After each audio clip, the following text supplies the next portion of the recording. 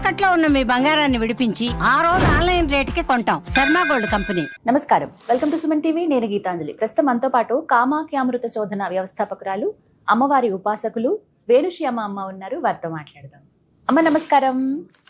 శ్రీ విద్య ఉపాసన చాలా మంది మేము ఉపాసన చేద్దాం అనుకుంటున్నామండి. అసలు నియమాలు ఎలా ఉంటాయి, ఎవరెవరు చేయొచ్చు, అసలు అమ్మవారిని ఏ విధంగా కొలుచుకోవాలి, డైరెక్ట్గా అమ్మవారి సాధనైనా ఉపాసనైనా ఇంకా ముందు చేయాల్సిన ప్రక్రియలు ఏమైనా ఉంటాయా అని అడుగుతారమ్మా.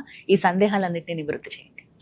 అమ్మవారి ఉపాసన అంటే ఫస్ట్ చెయ్యాలి అంటే ముందు చేయాల్సింది ఏంటంటే చెయ్యాలని ఆలోచన రావడమే సంకల్పం. ఎందుకు సంకల్పం అంటే అది మన సంకల్పం కాదు, మన లోపలికి ఆలోచన వచ్చింది అంటే అది అమ్మవారే మనకి ఆలోచన ఇచ్చారు. ఎందుకు అంటే ఇంకో పని ఏదో చేయాలనిపించచ్చు కదా, దానికి బదులు ఉపాసన చేయాలనిపించింది అని అంటే తప్పకుండా ఆవిడిచ్చింది అది. కాబట్టి ఆ నిమిషమే మనం మొదలుపెట్టేయచ్చు. ఎందుకంటే ఆలస్యం అమృతం విషం. కాబట్టి మనకి అనిపించగానే స్టార్ట్ చేయొచ్చు. కాకపోతే ఏంటి అని అంటే ఇక్కడ ఉపాసన ప్రక్రియలో మనం ఏం చేయాలనుకుంటున్నామో అన్న ఆలోచన కూడా ఒక రకంగా చెప్పాలి అంటే ఆ తల్లే మనకి ప్రసాదిస్తుంది. అది తెలియకపోతే మన దగ్గరలో ఎవరైనా గురువులు ఉంటే ఆ గురువుల దగ్గరికి వెళ్ళి వారిని మనం ఏం నేర్చుకోవాలనుకున్నామో ఆ ప్రకారం వెళ్ళొచ్చు. అసలు అన్నిటికంటే ఫస్ట్ ఉపాసన అంటే అర్థం ఏమిటి అంటే దేవతకి దగ్గరగా ఉండడం అని అర్థం. అంటే ప్రతి క్షణం ఆవిడకి దగ్గరగా ఉంటే మనకు కావాల్సింది ఏదో అది అక్కడి నుంచి వస్తుంది, ఆవిడే ఇస్తుంది. అంటే మనం అనుకున్నది అది కాకపోవచ్చు, కానీ ఆ వచ్చింది మాత్రం డెఫినెట్గా మందే అవుతుంది. అది ఎలా అవుతుందండి అంటారు. ఒక్కొక్కసారి ఏమవుతుంది అంటే ఈ భూమి మీద మనం ఎవరినో చూస్తాం, మన ఫ్రెండ్స్ని, ఓహో వాళ్ళు ఇలా చేశారు కదా నేను కూడా ఇచ్చేద్దాము అని కొన్ని అట్రాక్ట్ అయ్యే సంఘటనలు కూడా ఉంటూ ఉంటాయి. ఎందుకంటే మనకు అదే ఇష్టం ఉంది కాబట్టి. ఇప్పుడు లలితా సహస్రం ఇష్టం, మీరు చదువుతున్నారనుకో, అది చూసి నాకు కూడా చదవాలనిపించవచ్చు. అలా చదువుకోవడం అదొక పద్ధతి. రెండో పద్ధతి వచ్చేసరికి ఏంటి అని అంటే అలా చదవడంతో పాటు ఆ చదవగా అంటే దేవతని, అంటే లలితా సహస్రనామాలు 1000 నామాలు చదవడం అని చదివితే అక్షరాలు వచ్చిన ప్రతి ఒక్కళ్ళు హ్యాపీగా చదివేస్తారు. కానీ ఇక్కడ లలితా సహస్రం చదవడం అంటే ఏంటి అంటే ప్రతి అక్షరాన్ని అనుభవించడం. ఆ అనుభవించడం అన్నది కనుక మనకు వచ్చింది అంటే తప్పకుండా అమ్మ మన మార్గం ఏదో మనకి సూచిస్తుంది. ఆ సూచించిన మార్గం గుండా మళ్ళీ ఆ కావాల్సిన పరికరాలు, అంటే గురువు అనుకోండి, లేకపోతే మనం ఎటు వెళ్ళాలనుకోండి, అవన్నీ ఆవిడే సమకూరుస్తుంది. ఆ లోపల మనం వెళ్ళిపోతే సరిపోతుంది. ముందుగా ఇవి తెలుసుకోవాలి. అసలు ఎలా ఉంటుందమ్మా సాధన ఎలా ఉంటుంది అని అంటే చాలా హ్యాపీగా ఉంటుంది నిజం చెప్తే. ఎందుకు అని అంటే అది ఎలా చెప్పాలి అని అంటే హాయిగా గాల్లో తేలుతున్నట్టు ఉంటుందన్నమాట. అంటే శరీరం బరువు తెలీదు, చాలా హ్యాపీగా అనిపిస్తుంది. ఆ ఆనందం ముందు మిగతా కష్టం అని అంటే ఏది కష్టపడకుండా రాదు సులువుగా. అంటే మీరు ఏ పని చేసినా కష్టపడి తీరాల్సిందే. అలాంటప్పుడు ఈ కష్టంలో హ్యాపీ ఉంటుంది. ఏంటి అంటే చాలా ఆనందం ఉంటుంది కాబట్టి అసలు కష్టపడినట్టే తెలీదు. ఇప్పుడు సపోజ్ చూడండి, మీరు చాలాసేపు లైన్లో నుంచుని తిరుపతి బాలాజీ వెంకటేశ్వర స్వామిని చూడాలనుకుంటారు. చాలా లైన్లో ఉండొచ్చు. నుంచిన తర్వాత ఫైనల్గా ఆ విగ్రహాన్ని చూడగానే మీరు నుంచున్నదంతా ఏమవుతుంది, ఎక్కడికి వెళ్ళిపోతుందో కూడా ఆ బంగారు లోగిల్లోకి అడుగు పెట్టినప్పటి నుంచి ఆయన్ని చూసిన తర్వాత ఇంకా వాళ్ళు అక్కడ మనం ఏం చేసినా ఏం పర్వాలే, ఆ ఆనందంతోనే మనం ఇంటి వరకు వచ్చేస్తాము. అంటే 7 కొండలు చాలామంది నడిచి ఎక్కచ్చు. ఆ తర్వాత కూడా అంత పెద్ద లైన్లో ఉండొచ్చు. ఆ తర్వాత కూడా బోల్డని కష్టాలు పడచ్చు. ఏదో రూమ్ దొరక్కో అంటే నేను అందరి గురించి చెప్తున్నా. అన్ని కష్టాలు పడిన తర్వాత ఆ విగ్రహం చూడగానే ఏమనిపించదు, అంతా పోతుంది, కష్టం అంతా పోద్ది అంతే. అంటే అదే కదా మరి ఆనందం అంటే. అది ప్రతి క్షణం అనుభవించవచ్చు, సాధనలో అనుభవించవచ్చు. ఎవరైనా చేయొచ్చు అమ్మా ఉపాసన? సృష్టిలో ఎవరైనా చేయొచ్చు. వయసుతో ఏమైనా సంబంధం ఉంటుందో? అసలు సంబంధం లేదు. అంటే కొన్ని నియమాలు అంటారు ప్రత్యేకంగా, ఇలానే ఉండాలి. ఇప్పుడు గృహస్థులు చేయొచ్చా? గృహస్థులు చేయొచ్చు, ఎందుకంటే వర్ణాశ్రమ విధాయిని కాబట్టి ప్రతి ఆశ్రమం వాళ్ళు చేయొచ్చు. ఇందులో ఏంటి అంటే ఆచార ధర్మాల ప్రకారం మన ఆశ్రమానికి ఏ ఆచారం పనికొస్తుందో ఆ విధంగా వెళ్ళడం. అక్కడ ఉన్న గురువులు మనకి సూచనలు ఇస్తారు, ఆ సూచన ప్రకారం మనం వెళ్తే సరిపోతుంది. అంటే ప్రత్యేకంగా ఇంత సమయం అని పెట్టుకోవాలా రోజులో? ఎలాగా అంటే వర్క్ చేసే వాళ్ళు కావచ్చు, వీళ్ళకి ఎలా అమ్మా మరి? ఎవరైనా సరే ఒకటి చెయ్యాలి అనుకుంటే తప్పకుండా సమయం కేటాయించాల్సింది. ఆ కేటాయించాల్సిన సమయం కూడా ఏంటి అంటే మొదలు పెట్టినప్పుడు ఎంత కేటాయించినా ఆ సాధన అన్నది నిజంగా పరిపక్వత చెందాలి అంటే ఒక రోజులో అట్లీస్ట్ 4 గంటలైనా సరే సాధన చేసి తీరాలి.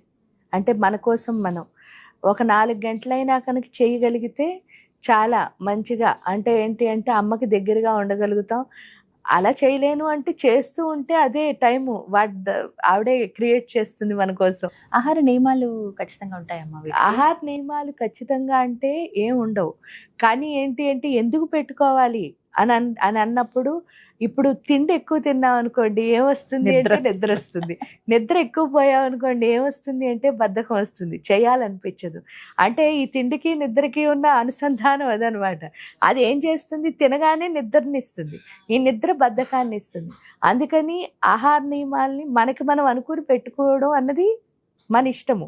అలా కాదండి నేను తిన్నా చేయగలను అని కొంతమంది చాలా స్ట్రాంగ్గా చెయ్యాలి అని చూడండి. కొంతమందికి ఏంటి అంటే వాళ్ళు అనుకున్నది చేయడం అన్నది చాలా స్ట్రాంగ్గా ఉంటుంది.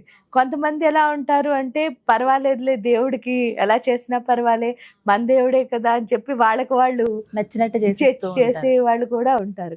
ఈ రెండిట్లో నేను ఎలాంటి దాన్ని అన్నది మనం డిసైడ్ చేసుకోవాలి. అప్పుడు దాన్ని బట్టి ఏంటి అంటే మనం ఖచ్చితంగా పెట్టుకోవాలి. ఇప్పుడు మంత్రం జపం చేయాలంటారు. చాలా మంది చూడండి మాలలు ఇచ్చుకుని జపం చేస్తూ ఉంటారు. లేదా 1,00,000 జపం చేయాలి, లేదా ఈరోజు ప్రతిరోజు 10,000 చేయాలి, ఇలా స్ట్రిక్ట్గా రూల్స్ పెట్టుకుంటారు. ఆ పెట్టుకుని చేసేవాళ్ళు కొంతమంది. ఎందుకంటే ఈరోజు 10 చేశాను అనుకో, 10 మాలలు అంటే 10 మాలలు అంటే 1000 సార్లు జపం చేశాను, అదే 1000ని మనం కంటిన్యూ చేద్దాము ఇన్ని రోజులు అనుకునే వాళ్ళు కూడా ఉంటారు. అది ఎందుకు అంటే అలా రూల్గా పెట్టుకుంటే ఏమవుతుంది అంటే వాళ్ళు ఖచ్చితంగా చేయగలుగుతారు. అంటే నేను దేవతకి చేస్తాను అని చెప్పి ముందే దండం పెట్టేసుకుంటే ఖచ్చితంగా వాళ్ళు చేయగలుగుతారు. కొంతమంది అలా ఏముండదు, రోజంతా జపం చేయగలుగుతారు. అంటే ఏంటి అంటే వాళ్ళు అలా అదే ధ్యాసలో ఉండగలిగే వాళ్ళు కూడా ఉంటారు. ఏ పని చేసినా కూడా అలాంటి వాళ్ళైతే 1,00,000 జపం 10,000 జపం అని కౌంట్లు పెట్టుకోరు. అది మనం ఎలా అన్నదాన్ని బట్టి మన దాన్ని పెట్టుకోవాలి. ఎందుకంటే ఏదైనా సరే చాలా అవసరమైంది ఏంటి అంటే దీక్ష. అందుకే దీక్షిత దైత్య సమని. మనం ఎంత దీక్షగా చేస్తామో అంత మన లోపల ఉన్న రాక్షసులు చచ్చిపోతారు. ఎక్కడున్నారు రాక్షసులు అంటే ఏమన్నారు, రాజ్యలక్ష్మి కోసనాథ చతురంగ బలేశ్వరి. అది ఎక్కడుంది, అనాహత చక్రంలో ఉంది. ఎమోషన్స్ అన్నీ అక్కడే ఉన్నాయి. సో ఆ ఎమోషన్సే రాక్షసులు ఇక్కడ. సో మనం ఎంత కమిట్ అయి ఉంటామో, దీక్షత్వం అంటే ఏంటి, కమిట్మెంట్. మనం ఎంత కమిట్ అయి ఉంటామో అంత రాక్షసులు అన్నవాళ్ళు పడుకుంటారు. ఎప్పుడైతే రాక్షసులు పడుకున్నారో మనం అన్నీ సాఫీగా చేసుకోగలుగుతాం. ఈ కోపం ఇవన్నీ ఎప్పుడు లేవో హాయిగా అయిపోతాయి కదా స్మూత్గా పనులన్నీ. ఇవి ఎప్పుడైతే బయటకు వస్తున్నాయో అంటే మన సాధన ఏం చేస్తూ ఉండాలి, చేస్తూ ఉండాలి, పెంచుతూ ఉండాలి. అది మనం అర్థం. అంటే చాలా మంది వదిలేస్తూ ఉంటారు మధ్యలో, అక్కడ సమస్య.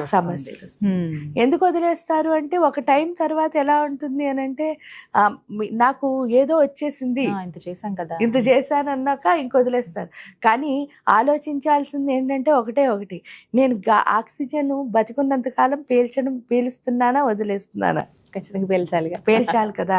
నేను బతుకున్న రోజులు అన్నం తింటున్నానా లేదా, పడుకుంటున్నానా లేదా, ఇది ఎలా చేస్తున్నానో అలాగే సాధన అన్నది కూడా ఈ ఊపిరి ఉన్నంత వరకు చెయ్యాల్సిందే అని కనుక తెలుసుకున్నాము అంటే పడిపోవడం ఎప్పుడూ ఉండదు. అది తెలుసుకోకుండా సకంలో వదిలేస్తే మాత్రం ఎప్పుడు పడిపోవడం. అదొక్కటి గుర్తుపెట్టుకోవాలి. ఈ ఉపాసనలోనమ్మా ముందుగా అసలు ఎవరి ఆరాధనతో ప్రారంభించాలి? మామూలుగా శ్రీ విద్యా ఉపాసనకు వచ్చేసరికి గణపతితో మనం మొదలు పెడతాం. దానికి తోడు ఏ ఆరాధన అయినా గణపతితోనే స్టార్ట్ చేస్తున్నారు. ఎందుకు స్టార్ట్ చేస్తారు అని అంటే గణపతి అంటే గణాలకు అధిపతి. ఆ గణాలు ఎక్కడున్నాయి అంటే బాడీ పార్ట్స్ అనమాట. బోల్డని పార్ట్స్ ఒకే ప్రదేశంలో ఉంచితే దాన్ని గణములు అంటారు. బోల్డని పార్ట్స్ ఒకే ప్రదేశంలో ఉన్న బోల్డన్నిటిలో శరీరం కూడా ఒకటి. ఈ దేహశుద్ధి అన్నది గణపతి ద్వారా అవుతుంది. దేహశుద్ధి ఎందుకు అవ్వాలండి అని అంటారు. ఎందుకు అవ్వాలి అంటే ఈ శరీరం కనుక పవిత్రం అవ్వకపోతే లోపలికి దేన్ని రానివ్వం మనం. తలుపేసి కూర్చుంటాం, లోపలికి అన్ని రావాలంటే ఎలా కుదురుతాయి? అంటే మనం అంతా మూసి కూర్చుంటున్నాం అనమాట. ఎప్పుడైతే శరీరాన్ని మంత్రమయం చేసుకుంటున్నామో అప్పుడు లోపలికి శక్తి అన్నది వెళ్ళడం, అప్పుడు కదా ఆత్మశుద్ధి అన్నది అవుతుంది. అందుకని చెప్పేసి ఫస్ట్ గణపతి ఉపాసన అంటే మీరు ఏదైతే సాధన చెయ్యాలనుకున్నారో ఆ సాధన యొక్క పూర్తి ఫలితాన్ని మీరు తీసుకునే స్థితి ఎవరిస్తారు అంటే గణపతి. లేకపోతే ఏమవుతుంది, మీరు చూస్తారు చాలామంది అంటే సత్యనారాయణ వ్రతాలను కానీ వేరు వేరు పూజలు కానీ వెళ్తారు. అన్ని పూజలకి వెళ్ళినప్పుడు ఏమవుతుంది అంటే చాలా అంటే బోల్డ్ అంతమంది కూర్చుని ఉంటారు, ఎవరో పూజ చేస్తూ ఉంటారు, పురోహితులు పూజ చేస్తూ ఉంటారు. ఈ కింద కూర్చున్న వాళ్ళు ఎవరైనా ఆ పూజ మీద కాన్సన్ట్రేషన్తో ఉంటారా? వీళ్ళు ఏదో మాట్లాడేసుకుంటూ ఉంటారు.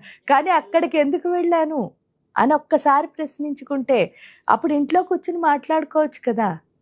దానికి బదులు నేను గుడికో ఎక్కడికో వెళ్ళాను అంటే ఏంటి, అక్కడికి వెళ్ళింది ఎందుకు అంటే ఆ పూజ యొక్క శక్తితో మన ఆత్మశక్తిని పెంచుకోవడానికి మనం వెళ్ళాం. కానీ అది కాకుండా నా పేరు గోత్రం ఇచ్చేసాను, నా కోరిక తీరిపోతుంది, వాళ్ళు ఎవరో పూజ చేస్తారు. అసలు ఇది ఎప్పుడైనా వర్కౌట్ అవుతుందా? అసలు ఆలోచించాం. మనకు మనం మాట్లాడేసుకుంటూ ఉంటే ఇప్పుడు సపోజ్ చూడండి, నేను మీ ఇంటికి వచ్చాను, మీ ఇంట్లో అందరూ మాట్లాడుకుంటూ నన్ను అసలు పట్టించుకోలేదనుకో, నేను ఎలా ఫీల్ అవుతాను? ఎందుకు వచ్చానా అని అనుకుంటాను. మరి అప్పుడు గుళ్ళో దేవుడు కూడా అంతే కదా, నా కోసం వచ్చావా, నువ్వు మాట్లాడుకోవడానికి వచ్చావా అని. అప్పుడు ఇప్పుడు ప్రాణం ఉంది కాబట్టి నేను బాధపడినట్టు అర్థం అవుతోంది. అక్కడ ప్రాణం ఉంది కానీ మనకు చూసే శక్తి లేదు కాబట్టి మనకు అర్థం కావటం లేదు.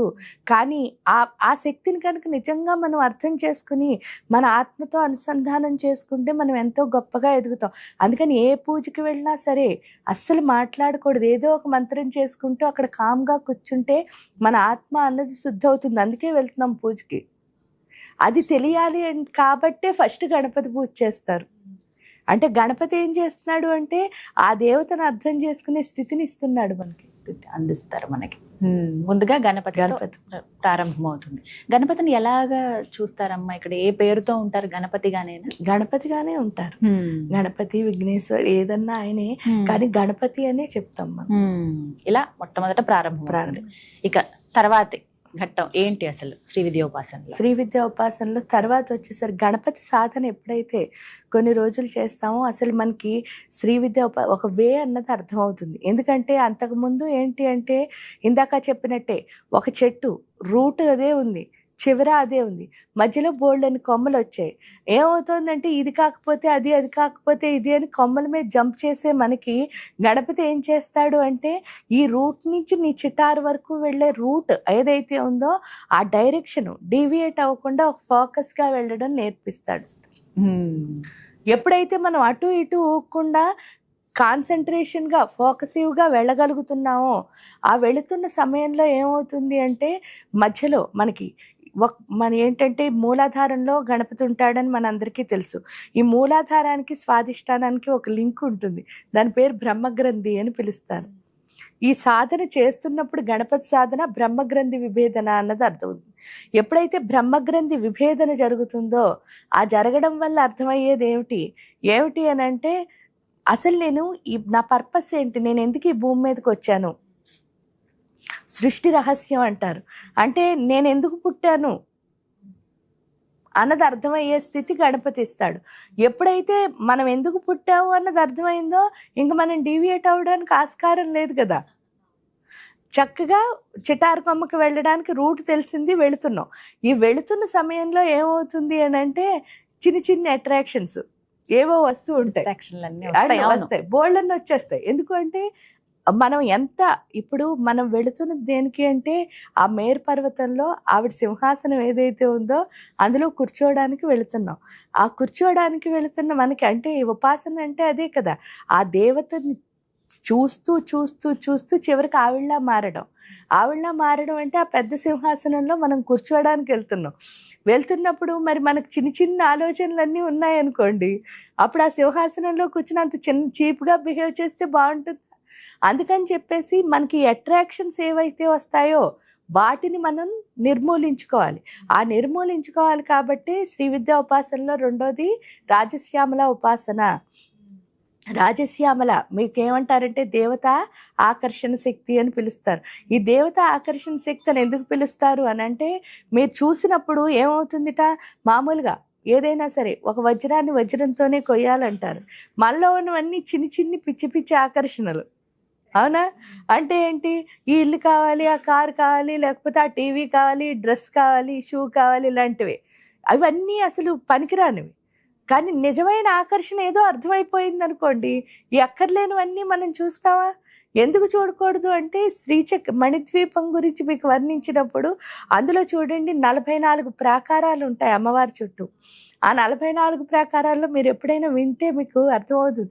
వజ్ర ప్రాకారం, వైఢూర్య ప్రాకారం, ఇంద్రనీల ప్రాకారం, ముక్తారత్న ప్రాకారం, అంటే అన్ని ప్రీషియస్ నవరత్నాలు అక్కడే గోడల కింద ఉన్నాయి. ఆ నవరత్నాలు గోడల కింద ఉంటే జనరల్గా మనకున్న బుద్ధి ఏమిటి, అవి తీసుకోవాలని. కానీ నిజమైన ఆలోచన అక్కడ ఏముండాలి, ఈ గోడలే ఎంత బాగుంటే గోడల వెనకాల ఉన్నవాడు ఎంత అద్భుతంగా ఉంటుందో. ఇంతకు మించింది ఏదో అక్కడ ఉంటుంది. ఎందుకు అని అంటారంటే, ఇప్పుడు మీ ఇంట్లో అంత గొప్పది పెట్టుకోగలిగారు ఒక వస్తువు అని అంటే, మీరు ఇంకా గొప్పవాళ్ళు అయి ఉండాలిగా. అప్పుడు ఆ గోడే ఇలాంటి నవరత్నాలు అయితే మరి ఆ వెనకాల ఆవిడ ఇంకెంత పెద్ద రత్నమో మనకి తెలియదు కదా. అందుకని చెప్పేసి అది కనుక మనకి థాట్ వచ్చిందా, మన లైఫ్లో మనం చాలా గొప్పగా ఎదిగిపోతాం. జనరల్గా ఏంటంటే ఇక్కడితోనే ఆగిపోయేవాళ్ళు. అందుకే ఏంటి ఒకసారి వెలిగినట్టు వెలిగి చాలా కొంచెం కింద ఇక్కడితోనే ఆగిపోయే వాళ్ళే ఎక్కువ ఉంటారు. అది అవ్వకూడదనే మన గురువులు చాలా గొప్పవాళ్ళు. ఎందుకు గొప్పవాళ్ళు అని అంటే, అసలు వాళ్ళు చాలా కష్టాలు పడి ఆ దేవతని సాధించిన తర్వాత వాళ్ళ పిల్లలకి ఏం చేశారంటే, గురువులకి అందరూ బిడ్డలే కదా, వాళ్ళ పిల్లలు ఇంకా ఈజీగా దేవుణ్ణి చేరుకోవాలంటే వాళ్ళు పడిన కష్టాలన్నీ పడకూడదని చెప్పేసి మనకి చాలా ఈజీగా మార్గాలు ఇచ్చారు. అందులోనే ఇక్కడ శ్యామ ఉపాసన. ఎందుకు శ్యామ ఉపాసన అంటే, జనరల్గా ఏంటి అంటే మానవుడికి, అది స్త్రీ అయినా పురుషుడైనా 5వ సంవత్సరం వరకు మనం చాలా మంచిగా ఉంటాం. అంటే ప్యూరిటీ అంటే ఇంకంతకంటే ఏముండదు. కానీ ఎప్పుడైతే 6 అనే సంవత్సరం అడుగు పెడతామో, పెట్టగానే మన లోపలికి మోహం అనేది వస్తుంది. ఆ మోహం ఎప్పుడైతే గుండెల్లోకి వచ్చిందో, స్లోగా మోహం అంటే ఆకర్షణలు. అందుకే చూడండి 5వ సంవత్సరం వరకు మీరు ఏమి ఇచ్చినా సరే పిల్లలు చాలా ఎంజాయ్ చేస్తూ తీసుకుంటారు. 6th ఇయర్లో అడుగు పెట్టగానే మనం ఏమి ఇచ్చినా సరే అది కాదు ఇంకోటి కావాలంటారు. అవును, వేరియేషన్ వచ్చేస్తుంది. అంటే ఉన్నదాన్ని ఏం చేయలేకపోతున్నారు వాళ్ళు, ఎంజాయ్ చేయలేకపోతున్నారు. అలాగే మనంత పెద్ద అయ్యేసరికి ఇంకా ఇంకా ఇంకా పెరిగి అసలు ఉన్నదాన్ని దేన్ని ఎంజాయ్ చేయం మనం, ఇంకా లేనిదేదో అడుగుతూ ఉంటాం. సో అందువల్ల ఏంటి అంటే, మరి ఆకర్షణలు ఎంత పెరిగిపోతున్నాయో మనతో పాటు అంత గుండెల్లో తగ్గిపోతున్నది ఏంటో మనం గుర్తించాలి. అదేమిటి అంటే ప్యూరిటీ, ప్రేమ అన్నది పోతుంది. ఇక్కడ రాజశ్యామలాదేవి ఏం చేస్తోంది అని అంటే, ఆ ప్యూరిటీని మళ్ళీ ఏం చేస్తోంది. అందుకే మీరు చూసినప్పుడు ఏమంటున్నారు అంటే, మంత్రిణ్యంబా విరచిత విషంగవదతోషిత అని అన్నారు. చెప్పుకున్నప్పుడు చూడండి, విషంగము అంటే అర్థం ఏమిటి, ప్రతి అంగంలోనూ ఉన్న విషము అని అర్థం. అంటే అదేదో రాక్షసుడు అనుకుంటున్నారు అందరూ. విష అంగము అంటే అందులో ఉన్న అసలు ప్రతి శరీరంలో ఉన్న ప్రతి పార్ట్ ఏంటంటే ఒక్కొక్క జ్ఞానాన్ని మనకి నేర్పిస్తుంది. అంటే దాని నుంచి మనం లెర్న్ చేయాలి. ఇప్పుడు నేను మిమ్మల్ని చూసి లెర్న్ చేస్తాను, మీరు నన్ను చూసి లెర్న్ చేస్తారు. Exchange of energy. సో అంటే అర్థం ఏమిటి అని అంటే, ఈ సృష్టిలోని ప్రతి దాంట్లో ఉన్నది గొప్ప గొప్ప జ్ఞానాలు. ఆ జ్ఞాన భాండారం మనకు అర్థం అవ్వాలి అంటే ఫస్ట్ ఇందులో ఉన్న విషం పోవాలి, అది ముందు తొలగించుకోవాలి. అందుకే ఏమన్నారు, మంత్రిణ్యంబా విరచిత విషంగవదతోషిత. ఆ విషంగము అంటే మొత్తం విషాలు, ప్రతి అంగంలో ఉన్న విషాన్ని తీసేస్తుంది. ఎప్పుడైతే ఆ అంగంలో ఉన్న విషం పోయిందో అప్పుడు ఇందులోకి ఏమొస్తుంది, అమృతం వస్తుంది. అంటే శరీరం అంతా అమృతమయం అయిపోయింది అనుకోండి, అప్పుడు ఏమవుతుంది అని అంటే మనం ప్యూర్గా అయిపోతున్నాం. అమృతం అవడం అంటే ప్యూర్గా అవుతున్నాం. అంటే చెడ్డ లక్షణాలు ఏమీ లేవు, అన్నీ మంచే. అందుకే ఆవిడ ప్రేమతత్వం అని అంటారు. అంటే ఆ ప్యూరిటీ అన్నదాన్ని రాజశ్యామలా ఇస్తుంది. ఇక్కడ ప్యూరిటీ ఎందుకు అంటే 100% అవసరం. మనం వెళుతున్నది నిజమైన స్వచ్ఛత దగ్గరికి. కరెక్ట్. అమ్మ అంటే నిజమైన స్వచ్ఛత. అప్పుడు మనం అబద్ధంగా వెళ్ళాం అనుకోండి, ఇప్పుడు మనం చేస్తున్న పని అదే. ఏమిటి అని అంటే ఏదో కోరుకుందనుకో, పూజ దానికోసం అని చేస్తాం. అవును, చేస్తున్నాం ఆశించి. అందుకనే ఇక్కడ ఎక్స్పెక్టేషన్, ఆశ అన్నది ఇక్కడ ఉంది. మనకి ఎంత ఆశ ఉంటుందో అంత అనుభవం ఉండదు, మనం అనుభవించలేము. అంటే ఉన్నదాన్ని ఎందుకు అనుభవించట్లేదంటే ఆశ ఎక్కువైపోతుంది కాబట్టి.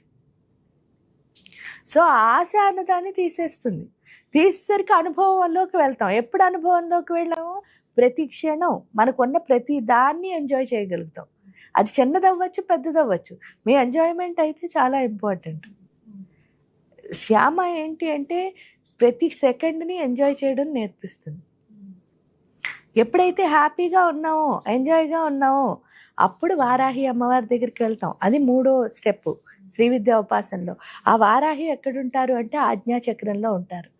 ఆజ్ఞాచక్రంలో ఉండి ఏంటంటే ఫస్ట్ అన్నిటికంటే చాలా ఇంపార్టెంట్ టైం. ఏంటి అంటే చాలా మందికి చాలా ఇష్టమైంది టైమే, కానీ వాళ్ళు ఏంటంటే వాళ్ళ టైం గొప్పది, మిగతా అందరి టైం వేస్ట్ చేస్తారు. అవును. కానీ ఇక్కడ ఏం నేర్పిస్తుంది అంటే ఫస్ట్ నా టైంని నేను కరెక్ట్గా పెట్టుకోవడం నేర్పిస్తుంది. ఎట్ ది సేమ్ టైం అవతల వాళ్ళ టైంని కూడా నేను ఏం చేయాలి, గౌరవించాలి. ఎందుకు అంటే కష్టపడిన వాడికి ఎప్పుడు కూడా అవతల వాడి టైం మీద వాల్యూ ఉంటుంది. ఇక్కడ ఆవిడ చెప్పేది ఏంటి అంటే ప్రతి క్షణం హార్డ్ వర్క్ చేయడమే. ఎందుకు హార్డ్ వర్క్ చేయాలి అంటే ఎవరైతే ప్రతి క్షణం పని చేస్తూ ఉంటారో వాళ్ళే హ్యాపీగా ఉంటారు. పని ఏమీ లేదనుకోండి, అలా కామ్గా కూర్చున్నాం అనుకో, వెంటనే ఏమొస్తుంది, ఏదో ఏడుపులా వచ్చి డిప్రెషన్ వచ్చి చివరికి చికాకు వచ్చేస్తుంది. ఒక్క డే కూడా ఉండకూడదు. అంటే మనకి హ్యాపీనెస్ని ఇచ్చేది మన వర్కే, అందులో లీనమైపోవాలి. అది వారాహి నేర్పిస్తుంది. అప్పుడు ఇంకా భూతకాలం భవిష్యత్ కాలం ఏం పల్లె, ఎప్పుడూ వర్తమానాన్ని ఎంజాయ్ చేస్తూ చాలా ఉత్సాహంగా. ఎందుకంటే మీరు ఎంత వర్తమాన కాలంలో పనిచేస్తూ ఉంటారో అంత హ్యాపీగా ఉంటారు. ఉత్సాహం అన్నది అక్కడి నుంచే వస్తుంది. ఆ ఉత్సాహం వచ్చిన తర్వాత అమ్మ ఏం చేస్తుంది, ఫస్ట్ ఆలోచనల్లో క్లారిటీ ఇస్తుంది. ఎప్పుడైతే ఆలోచనల్లో క్లారిటీ ఇచ్చిందో అప్పుడు ఆ ఎనర్జీ కిందకు వచ్చి ఈ యొక్క ఏంటి అంటే విశుద్ధి ఆజ్ఞా చక్రాల మధ్యలో 3వది ఉంటుంది, దాని పేరు రుద్రగ్రంథి. ఆ రుద్రగ్రంథి విభేదన అన్నది అర్థమవుతుంది. ఎప్పుడైతే రుద్రగ్రంథి విభేదం జరుగుతుందో అప్పుడు అర్థమయ్యే ఒకే ఒక విషయం ఏమిటి అని అంటే ఈ సృష్టి అంతా ఒక్కటే. అప్పటి వరకు ఏంటంటే ఒకటే అంటూ ఉంటాం కానీ ఒకటే కాదు, అన్ని వేరే. కానీ ఇక్కడికి వచ్చిన తర్వాత పూర్తిగా అర్థమయ్యేది ఒక్కటే. అది వారాహి వల్ల నేర్చుకుంటాం. ఇంకా ఈ శ్యామలో నేర్చుకునేది ఏంటంటే ప్యూర్ అని చెప్పాను కదా, అది ఎలా వస్తుంది అంటే ఈ మణిపుర అనాహత చక్రాల మధ్యలో విష్ణు గ్రంథి విభేదన జరుగుతుంది శ్యామ ఉపాసనలో. ఎప్పుడైతే అయ్యిందో విష్ణు మాయా విలాసిని, మాయలన్నీ పోతాయి, నిజం వైపు వెళ్ళడం వస్తుంది. క్లారిటీ. అది 3. అది అయిన తర్వాత దానికి తోడు ఏంటంటే 3 శరీరాలు శుద్ధి అవుతాయి. స్థూల శరీరాన్ని గణపతి శుద్ధి చేస్తే, సూక్ష్మ శరీరాన్ని రాజశ్యామలా శుద్ధి చేస్తే, వారాహి అమ్మవారు కారణ శరీరాన్ని శుద్ధి చేస్తారు. ఎప్పుడైతే ఈ శరీరం మీద భ్రాంతి అన్నది వదులుతుందో అప్పుడే నిజమైన శ్రీ విద్యా ఉపాసనలోకి అడుగు పెడతాం. అప్పుడు ప్రారంభమవుతుంది. అదే శ్రీ విద్యా ఉపాసన, దాన్ని లలితోపాసన. ఆ లలితోపాసన అంటే అర్థమే లలిత అంటే హ్యాపీ అని. లోకాన్ లాలిత్యతే ఇది లలిత అంటే లోకాలన్నిటినీ హ్యాపీగా ఉంచుతుంది. ఎలా ఉంచుతుంది అంటే అది తెలియకే అన్ని చుట్ట పెట్టుకుని వస్తాం. ఇది కాలేమో, దీనికోసం అది, దానికోసం ఇది. చదువుకుంటున్నా అంటే ఉద్యోగం ఎందుకంటే సెటిల్ అవడానికి. సెటిల్ ఎందుకు అవుతున్నారంటే ఇది అన్నీ అనుకుంటున్నాం. కానీ తీరా అన్నీ అయిన తర్వాత ఒకే ఒకటి అర్థమవుతుంది, ఏంటంటే ఇవేవి నాకు ఆనందాన్ని ఇవ్వవు. కరెక్ట్. మరి ఏది ఆనందం ఇచ్చింది అని అంటే 2 ఉండాలట మానవుడి దగ్గర. ఆ 2 ఏంటి అంటే 1 శక్తి, 2 జ్ఞానం. నీ నాలెడ్జ్, నీ ఎనర్జీ తప్ప నీకేవి హ్యాపీ ఇవ్వదు. అదొక్కటే మనకు అర్థం చెప్తుంది అమ్మ. ఎప్పుడైతే నాలెడ్జ్, ఎనర్జీ మాత్రమే నాకు ఆనందాన్ని ఇస్తుందని అర్థమైందో అవి 2టిని గెయిన్ చేసుకుంటే చాలు, మిగతావన్నీ అసలు వస్తాయి. ప్లస్ తెలుసుకుంటాం ఏది అవసరం అనేది. అంతే లలిత. ఈ విధంగా లలిత ఉపాసన మొదలు పెడతాం. రోజులు అంటూ ఉంటాయమ్మా వీటికి, ఎలా అసలు రోజుల్లో ఇంత సమయం అని? ఒకటేంటి అంటే నేను ఇప్పుడు చెప్పాను కదా, విష్ణు గ్రంథి అన్నది అంత ఈజీగా విభేదన అవుతుందా, బ్రహ్మ గ్రంథి అంటే చెయ్యగా ఉన్న స్థితి నుంచి ఎప్పుడు వెళ్ళాలి అన్నది మళ్ళీ వాళ్ళే నిజంగా చెప్తే మనం అసలు ఏమి ఆలోచించకుండా ఆ దేవత మీదే భారం పెట్టి సాధన చేయడం వరకు మన డ్యూటీ కింద పెట్టుకుంటే డెఫినెట్గా ఎప్పుడు మారాలో ఆవిడే సూచిస్తుంది. డైరెక్షన్ ఇస్తుంది అంతే. అలా మొత్తం మీద ఈ విధంగా చేసుకోవాలన్నమాట. చక్కగా వివరించారమ్మా, ధన్యవాదాలు.